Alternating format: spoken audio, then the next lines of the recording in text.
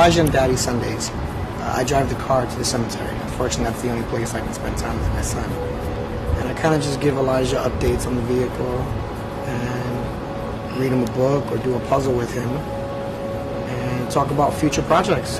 Enjoy the little things in life, I guess is what I'm trying to say. And this vehicle is one of the few little things I have left that is a piece of my kid.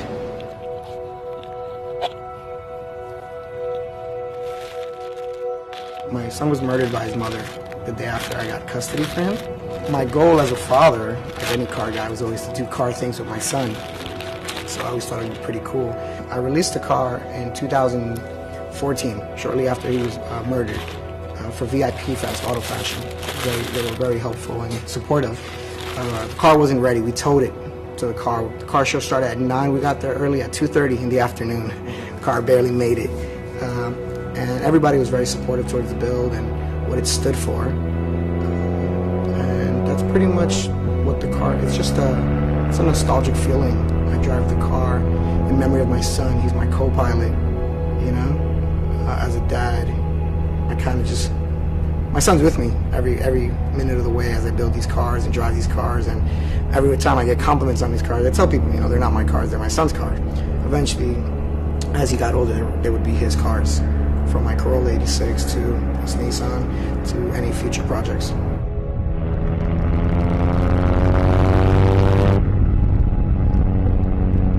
Oh man, the feeling that goes through my head when I drive this car is everything. My life's very busy, from school, Marine Corps, designing for clients. When I get in this car, it's just me, my son, and the car. Definitely is my therapy. These cars, these projects, more so keep me, for lack of better words, alive. Keeps my son's memory alive. I didn't stop doing things with my son just because he was murdered. We still do things together. So, you know, driving saves lives.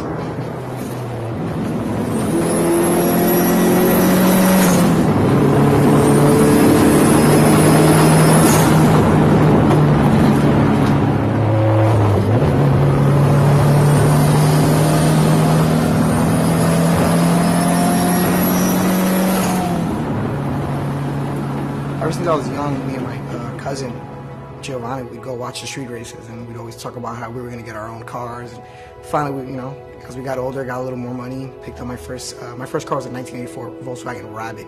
Thought it was the coolest thing in the world, and took it to the street races, realized it wasn't.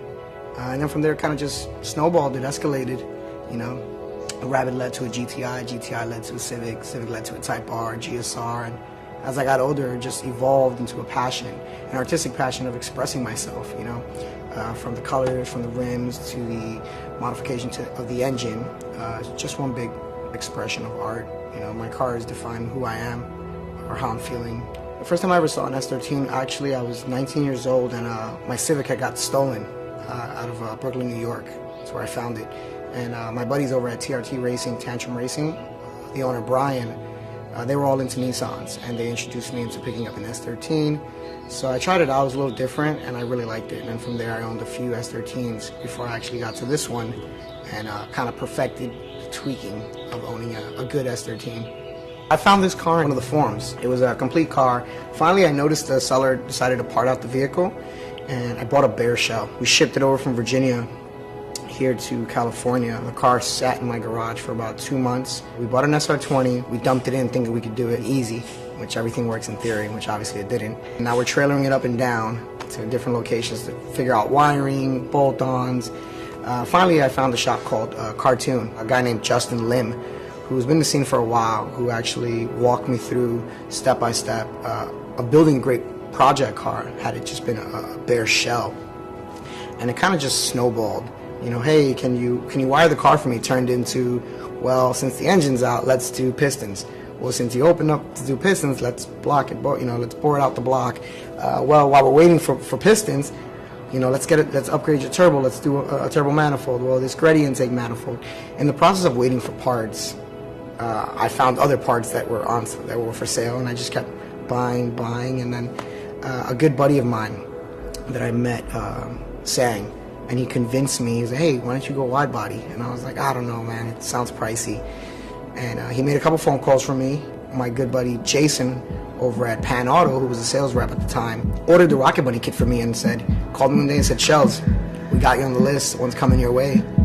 And sure enough, we're wide body, we're cutting fenders, and here we are.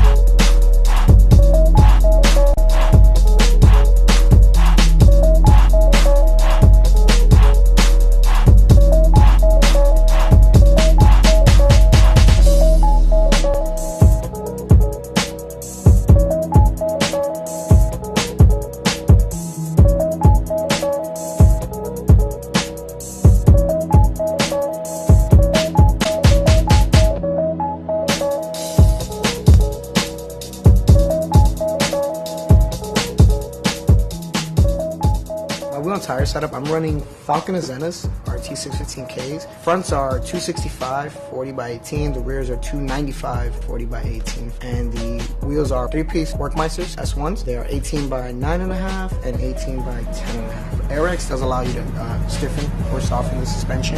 It runs just like a regular coilover system, just obviously with the luxury of airing up and airing down. The engine that I'm running is an SR20 DT engine. It has everything from wide-scope pistons, 3071R turbo, Tomei turbo manifold, 1000cc injectors, Jim Wolf fuel rail, Nismo fuel pressure regulator. The car's running off a Mega Squared ECU, tuned at 15 pounds for street for daily and 18 pounds on high boost.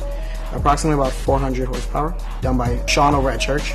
My favorite part of this vehicle would probably be a non-performance related part. The vinyls, my son's sticker, the Reach elephant sticker. Unfortunately very popular in the last couple months in the car community, who showed me a lot of support. I drive to LA, I drive to San Diego, I've driven in New York, I've seen pictures from Virginia, Florida, Canada, NorCal, on everyone's beautiful cars, from old school cars to new JDM cars to Euro cars. Supporting my son's vinyl, so I think that's personally my favorite part of this car. I think being a true car enthusiast is no one can understand your passion for it. It's just something you do, you know. You don't think how to breathe, you know. I don't think how to drive, I just drive, you know. Whatever it is that brings you to your zen when it comes to cars makes you an enthusiast, you know. You just do it for you. The car is for sale. I have to make more room for future projects. I have a current project, which is a right-hand drive imported A86. That's actually my son's car. This is Dad's car, and the whole goal is to do a daddy-son theme. But unfortunately, that's not going to happen. You build and you sell, and you blow engines, and you keep rebuilding, and you know, you just keep building cars.